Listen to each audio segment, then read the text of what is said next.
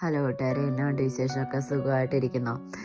ഞാൻ നിങ്ങളോട് പറഞ്ഞായിരുന്നു 2 ദിവസം മുൻപ് എൻ്റെ പപ്പ നാട്ടിട്ട് പോയെന്ന്. അപ്പോൾ കുഴപ്പമൊന്നുമില്ലായിരുന്നു. ഇന്നലെ പെട്ടെന്നൊരു പനിയും ചുമയും ശ്വാസമുട്ടലൊക്കെ ആയിട്ട് ഹോസ്പിറ്റലിൽ കൊണ്ടുകൊണ്ട് വന്ന് അവിടെ അഡ്മിറ്റാക്കി ICUവിലാണ്. അപ്പം ആൾക്ക് എന്താ പറയുക, ഇച്ചിരി വയ്യായികയാണ്.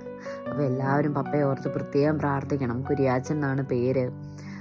അപ്പം ഞാനിവിടെ ദൂരെ ഇരിക്കുന്നതുകൊണ്ട് എനിക്കതൊരു ഭയങ്കര ടെൻഷനും ഭയങ്കര ഭാരമാണ്. അപ്പം എല്ലാവരും പ്രാർത്ഥിക്കണം. കാരണം ദൂരെ ഇരിക്കുന്നവർക്കറിയാം എൻ്റെ വിഷമം. നമ്മൾ നേരിട്ട് കാണുന്നില്ല, എല്ലാവരും പറയുന്നതേ നമുക്കറിയാവുള്ളൂ.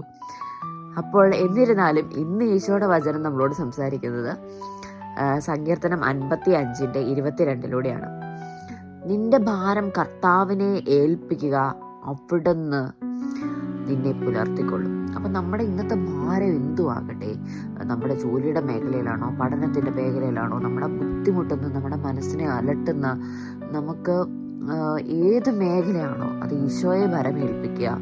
അവിടെ നമുക്ക് ശക്തി പകരും, ബലം പകരും, നമ്മളെ നടത്തും.